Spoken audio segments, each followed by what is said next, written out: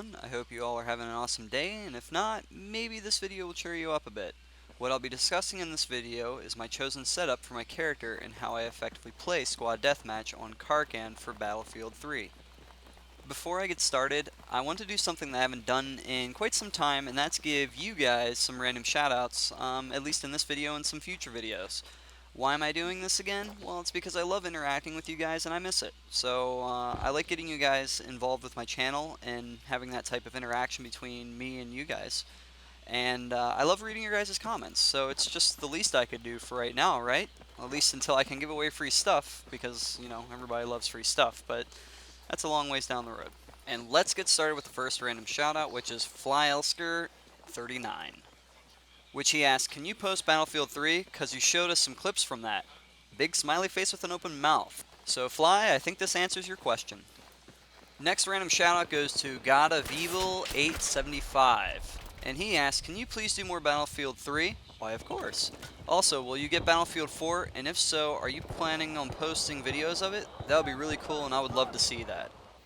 So just to answer your question, yes, I do plan on playing BF4 as well as doing videos of it when the time is right. So yes. And the final random shout out goes to Matt HDG1, which he stated, yeah, Battlefield 3! To which I say, yeah to you too, Matt. Yeah to you too. Okie dokie, with those shoutouts being done and said, I thank you guys very much, and let's get started on the video. As you can see towards the beginning of the video, I did have a rough start, and it does pick up as the video progresses, so I apologize about that. But such is the game of Squad Deathmatch. Essentially what Squad Deathmatch is, for those of you that don't play Battlefield 3 often enough, is essentially a 16-player game, or at least ideally, where people are in squads of 4 and attack other squads. So you pretty much have a 4-man team, and you're against other different sets of 4-man teams. In order to win a standard game of Squad Deathmatch, your team or squad has to reach 50 kills. For this specific round, I figured the best loadout for me to go with was my trusty recon, just for the simple fact that everybody in my squad was either a support or an assault class, so I figured I could be the long-range support specialist in that regard. But since Karkand in Squad Deathmatch is a little bit smaller than normal, I figured rather than going with a fully ranged or bolt-action sniper rifle, I would just go with more of the medium-ranged QBU 88 for this map, because I wanted to keep the motif going with Back to Karkand expansion, so I wanted to use a Back to Karkand weapon. Personally, the QBU 88 is one of my favorite sniper rifles to use in Battlefield 3, especially on this map when I'm playing Squad Deathmatch. For some reason, I just find myself coming back to the QBU 88, just because I like the overall feel and the way it's well suited for this map. Since Karkand is a city map, I mean, there's more medium-range engagements and close-range engagements than there are far away, because you very rarely see people running down by themselves in the street. And not only that, but if they're just running down the street, you have a short window of time and, you know, to just shoot them and to adjust your shot. So the QBU 88 is a good semi-automatic sniper rifle to use on this map. Especially if you don't manage to hit your enemies effectively, but manage to whiz the bullets by them, it does give a decent amount of suppression, so you can just continuously fire until you hit them and take them out, due to this being a semi-automatic rifle. The sniper scope that I'm using is actually the 8X rifle scope, so it's just my go-to rifle scope. I love it. I pretty much put it on just about all my sniper rifles unless I want to have a more interesting game. So it's just something that I always equip with my rifles. Also, I figured since I'll be moving around a lot in Squad Deathmatch and using a semi-automatic sniper, it's always good to go with the Forgrip, because you always want to keep on the move, because the enemy spawns and locations can change up pretty quickly. So, you know, in Karkand, people can definitely sneak up behind you easily and get a knife kill. The one thing I want to state is I've got to hand it to my squad that I was with during the time of me playing this game. They were really good at sticking together with each other, even at times when I would totally forget them, because I do have a bit of a lone wolf mentality, and that's something that I'm trying to work on a little bit. But, you know, those guys definitely were working together, and I was trying to stick with them whenever I could or whenever I thought about it. So, hats off to them as well. Now, as you can see, when I'm in the darker spots, I don't tend to stay in there too long because even though it's harder to spot me, there's still the glint on the sniper rifle for the enemies to see me. So I try and make my shots quick. If I miss, I just move right along, or else I'm going to be a sitting duck in there. So just keep that in mind whenever you're sniping. It's a good tactic to develop. If you didn't want to use the 8x scope on the Karkand squad deathmatch, you can definitely get away with the more common approach, which is everybody using either the ACOG or the shorter zoom scopes with a semi-automatic rifle, which is perfectly A-OK.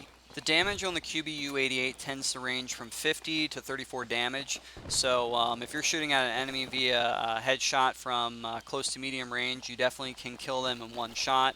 At extreme ranges, it tends to take 2 headshots to kill them.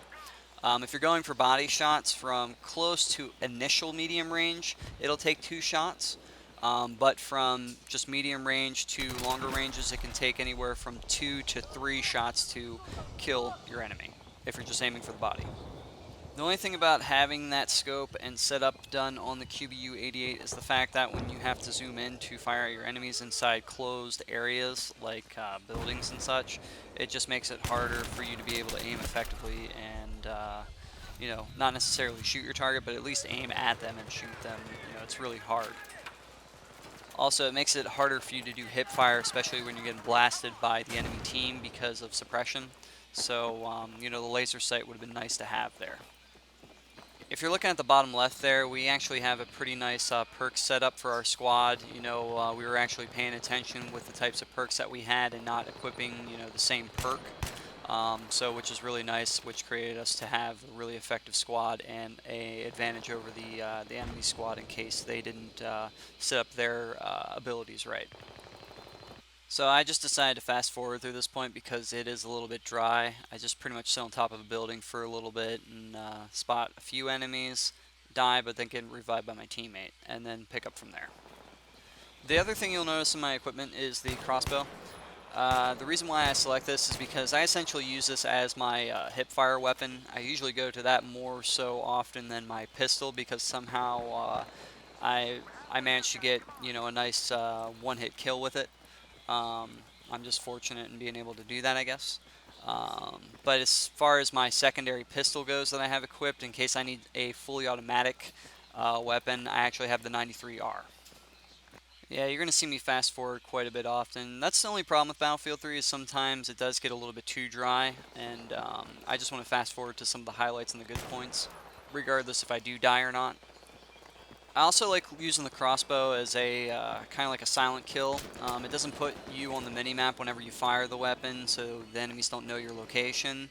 And it's also really nice to have just in case you need to make a more accurate shot without the use of a sniper rifle, because if you're in a dark area, like I said, that glint is just going to give you away. But if you just use the standard crossbow, people aren't going to know where you're at, and they won't necessarily hear like a whizzing by of like a bullet or something to that nature with the crossbow.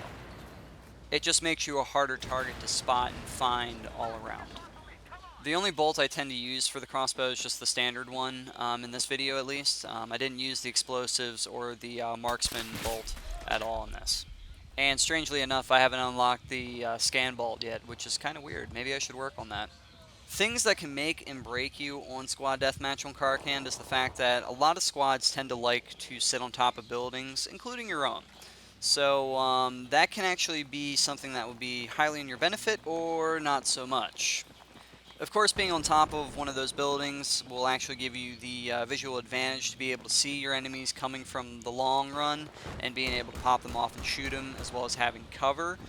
But the negative aspect of that is if you don't have any type of medics on your team that are willing to revive you, you can eat a bunch of grenades and bullets, and the enemy knows your location, of course, so you're just sitting up there dying and spawning on your teammate and dying again until your squad's essentially wiped out completely, which is essentially giving the enemy team like an exuberant amount of tickets. Now, if you're assaulting an enemy team that's on top of a building, pretty much you can just have your squad just go through, if you can get close enough, chuck the grenades up there, and, essentially get a decent amount of kills. But in this case, if you're a sniper like me, you can always post up on top of another building that has a good vantage point, or you can just snipe from one that's going to be less obvious for the enemies on top of the roof to see you. That may be hard to do, but the further the distance, the better off you are.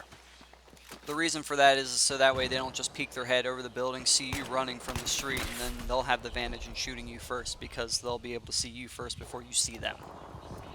Man, that seems like a tongue twister. The other reason why I'm fast forwarding the video is so that way I can just go through, like I said, the dry points, but it also cuts down the time of the video a little bit because this was actually a 16-minute long round, and the rounds in Battlefield can become really, really long. So if you guys don't like that though, just leave me a comment saying, hey, just leave the full round, we want to see the full round, and I'll do that, and I'll just try and figure out what I can do and what I can say and talk about. So just let me know. Just a couple of little trivia facts for you about the QBU-88. The QB-88 is the only bullpup sniper rifle in Battlefield 3, and it has a hexagonal camouflage in first person. But when people see it out in the game, it's not hexagonal. It just looks like a black rifle. Also, keep in mind when using the QBU-88 that the standard iron sight, if you decide to use it without a scope, is very obtrusive. And that shares that trait similar to the FAMAS. It's a very awkward looking scope and pretty much takes up some of your screen, so keep that in mind. As you can see here, this is how I normally use the crossbow when I'm in closed off tight areas, because since the enemy has little wiggle room, it's definitely a good one-hit kill weapon without giving away your position. So, it kind of maintains your stealth mode status, which is good. Not only that, but it looks pretty cool on your kill feed when someone sees that you got a kill with a crossbow. Just saying. In case my crossbow fails, I do tend to switch to my 93R, especially in close quarters situations, just because of the burst fire mode that it's capable of, and it's really good for clearing out enemies that are up close against you. Alrighty guys, that's all I got for this video. Just to give you guys a bit of a schedule of what's to come. First off, I'm finishing up with the collab series with Badly Burned of the Renegade Ops videos that we'll be releasing on Monday and Friday. The last video for Renegade Ops will be released on June 17th. There's only 3 more videos left, then I'll be doing a different co-op game. So if you guys have any suggestions on a co-op game that you want me to play through, just let me know by leaving me a message or sending me a comment here in this video, or in future videos. Otherwise, I'll just pick up on the next one that I feel is interesting to me.